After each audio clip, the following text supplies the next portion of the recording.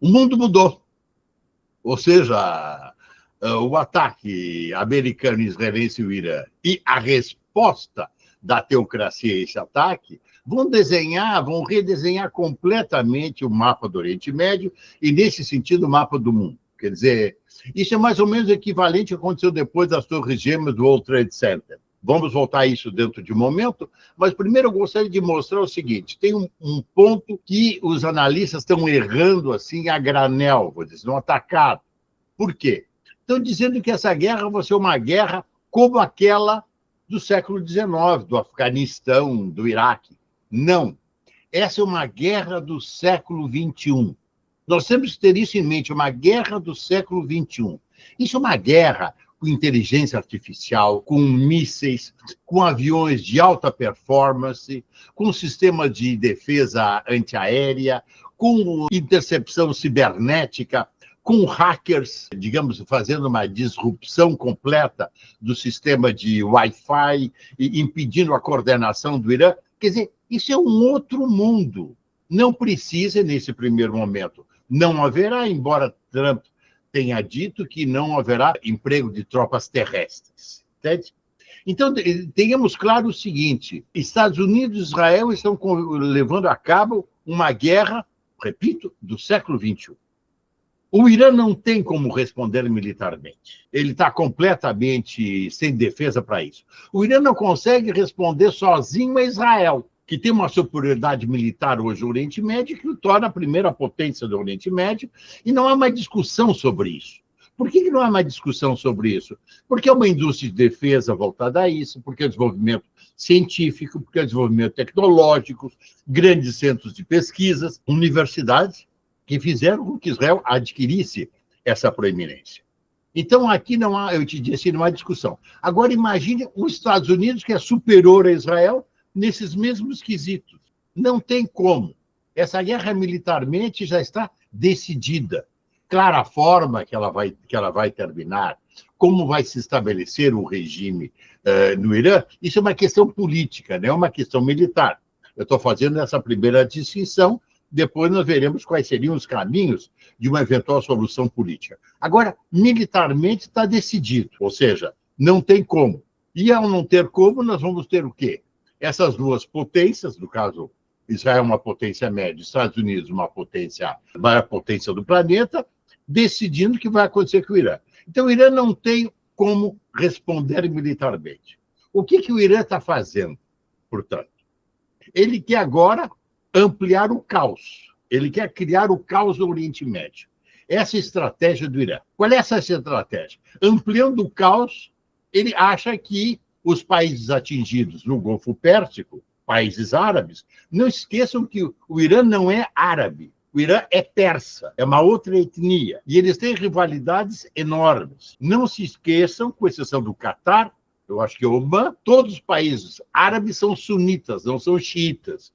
Então, as rivalidades aí são enormes. E não dá, portanto, para considerar um bloco unificado árabe, um bloco unificado muçulmano. Isso não existe, porque há diferenças étnicas e regionais e políticas e linguísticas que fazem aí toda a diferença, são culturalmente diferentes. Então, o que fez agora o Irã? O Irã atacou Emirados Árabes, alvos civis, estão dizendo que estão atacando os alvos militares. Mentira! Atacaram no Emirados Árabes um grande bairro deles, um bairro artificial, um ícone mundial, atacaram aeroportos. Fizeram a mesma coisa no Kuwait, que atacaram aeroportos também. Um que outro lugar atacaram bases aéreas. E o pior de tudo, para eles, eu diria, que eles estão atacando Oman, que era o país que fazia mediação com eles nas negociações com os Estados Unidos. Acataram o Catar, que é xiita, aliado do Hamas e aliado da fraternidade muçulmana e aliado do próprio Irã. Ou seja, e a Arábia Saudita, que estava tentando manter uma certa equidistância, não querendo se envolver pelo menos diretamente, embora indiretamente apoie Israel e os Estados Unidos, foi atacada uma refinaria. Então, vamos parar com essas histórias que só estão atacando alvos militares, não, só alvos civis que também estão sendo atacados. Então, o Irã está querendo agora desdobrar,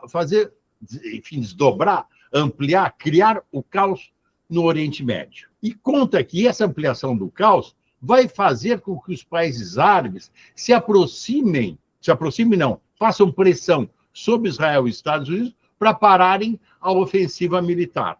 Ora, atenção, ele está produzindo exatamente o contrário daquilo que ele tenta fazer. Ele vai criar e está criando uma união árabe sunita contra a Pérsia xiita e a teocracia islâmica do Irã. Então, ele está criando um bloco de inimigos que não terá outra alternativa senão a aproximação com Israel e os Estados Unidos. Ele vai criar um bloco regional contra eles mesmos. No momento que eles atacaram os países do Golfo Pérsico, do Golfo Árabe ali, o que eles fizeram?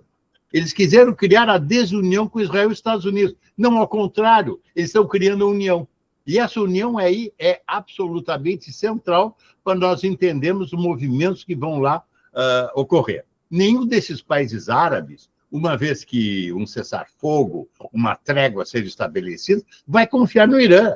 Isso acabou. Quer dizer, nós somos os primeiros alvos. Então, como eles são os primeiros alvos, eles vão atuar coordenadamente com os Estados Unidos e Israel, seja explicitamente, seja implicitamente ou subrepticiamente. Então, o Irã está criando uma coligação contra ele mesmo e está facilitando o trabalho dos Estados Unidos e de Israel, que vão ter aliados regionais maiores e mais fortes. Alguns países que já têm aliança como Israel, forte como os Emirados Árabes agora vão fechar completamente. A Arábia Saudita estava querendo manter uma certa distância, dada a rivalidade dela com o Estado, com os Emirados Árabes e com o poderio militar de Israel, vai querer o quê? Ela vai querer se proteger contra o Irã. Quer dizer, mudaram as prioridades. Então, nós vamos ter um mapa do Oriente Médio completamente refeito. Ou seja, as alianças vão mudar e o tiro do Hamas saiu pela culatra quando atacou Israel no massacre de 7 de outubro. O que ele conseguiu? Ele conseguiu fazer com que Israel se tornasse a maior potência militar do Oriente Médio. Criou condições políticas para ele. Destruiu o Hamas, destruiu o Hezbollah, exército sírio, atacou o Irã na primeira leva, agora na segunda leva. Não há mais discussão sobre a superioridade militar israelense.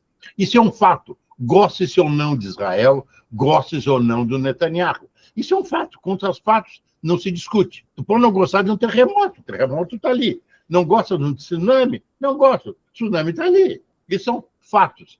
E esses fatos serão agora irreversíveis. Então, eu nem descartaria que amanhã depois haja um aumento dos aliados israelenses e americanos, inclusive nos acordos de Abraão.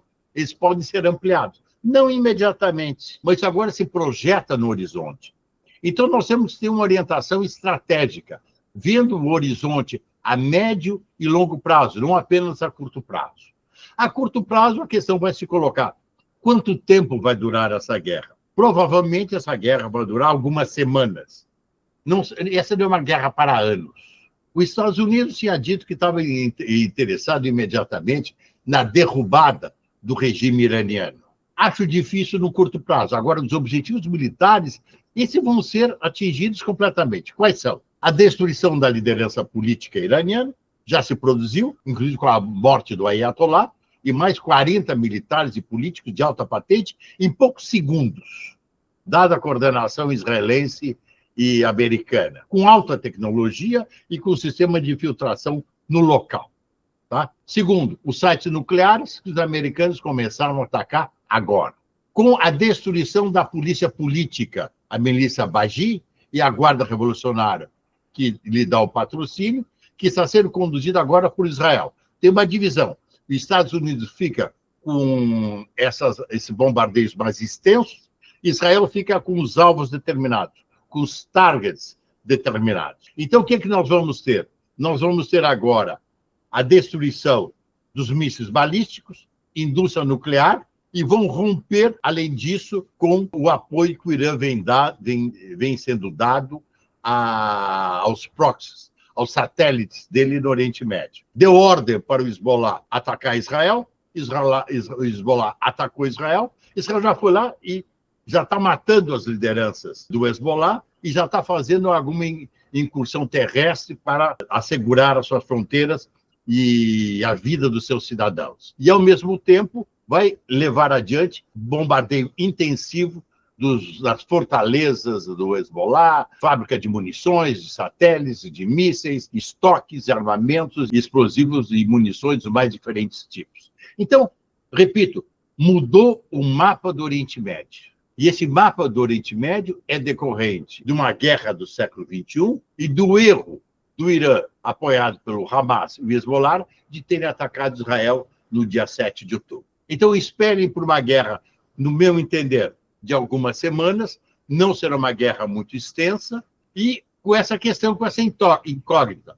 Qual vai ser a solução política, tipo Venezuela, digamos, a moderada da teocracia procurando acordo com os Estados Unidos, um governo fraco que não vai decidir sobre nada, mantendo seu regime teocrático, ou uma transição democrática, que é aquilo que almeja a oposição iraniana. Agora, atenção, algumas pessoas dizem as ruas estão vazias. Claro que estão vazias. Quem é que vai para a rua no meio de um bombardeio?